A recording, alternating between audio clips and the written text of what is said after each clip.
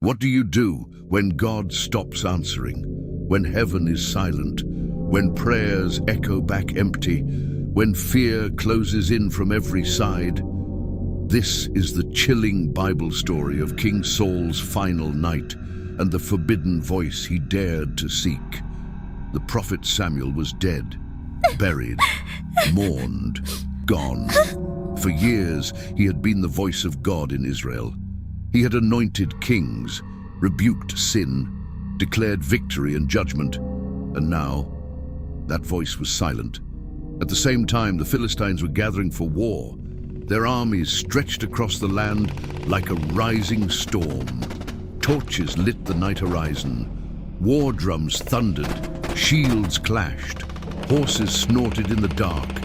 They were coming, and Israel's king, Saul, was afraid.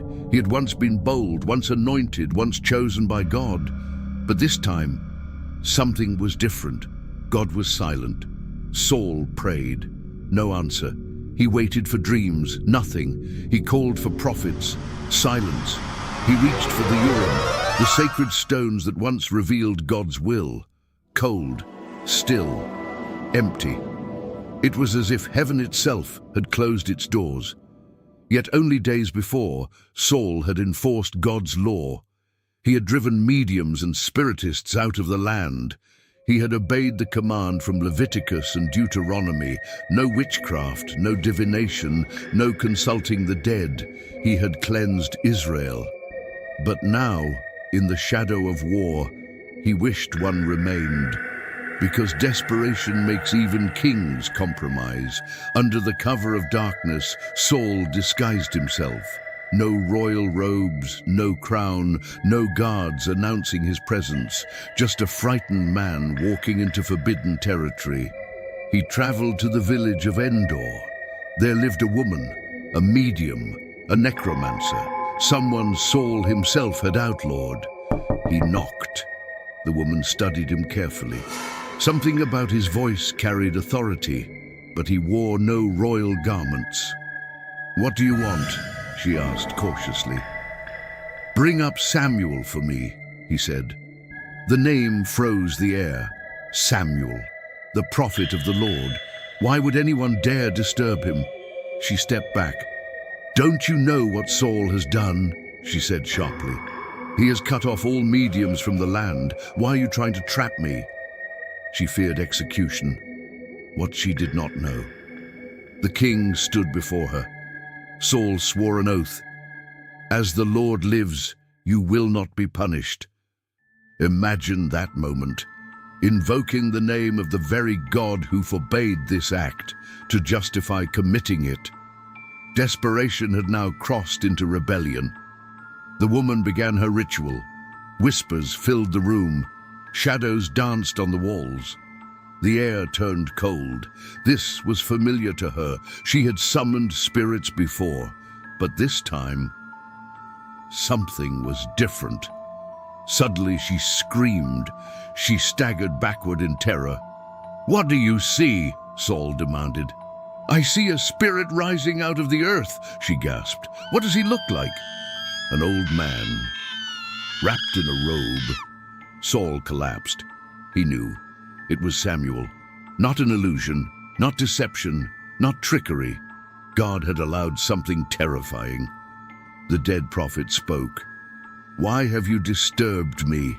Saul's voice broke. "I am in great distress. The Philistines are fighting against me. God has turned away from me.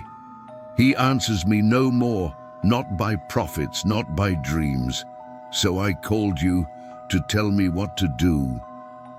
There was silence. Then came the judgment.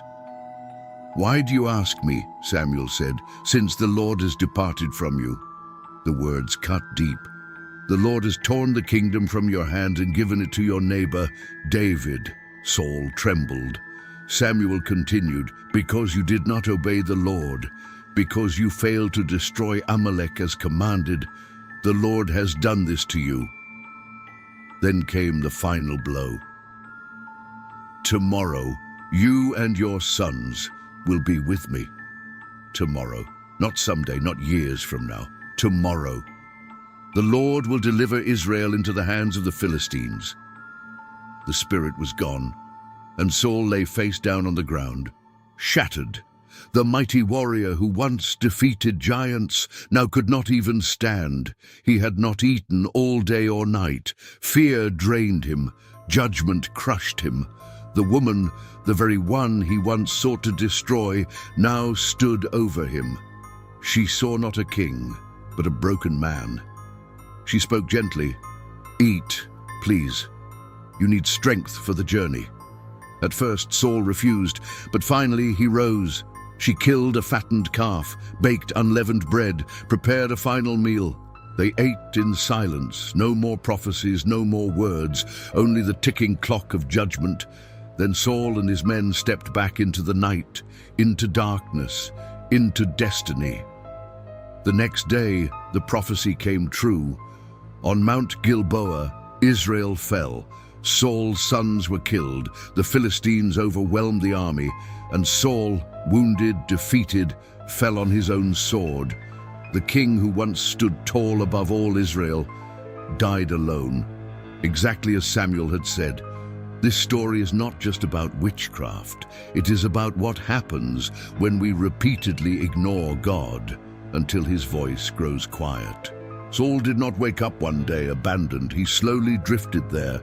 Disobedience, pride, partial obedience, jealousy, rebellion, and finally, silence. When God speaks correction, it is mercy. When he disciplines, it is love.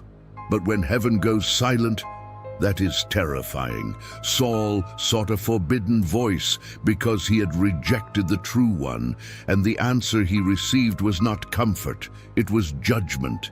If you feel like God is silent, don't run to substitutes. Don't seek answers in darkness. Return, repent, listen. Because the scariest part of this story is not the ghostly appearance. It is this: God had already spoken, and Saul refused to obey.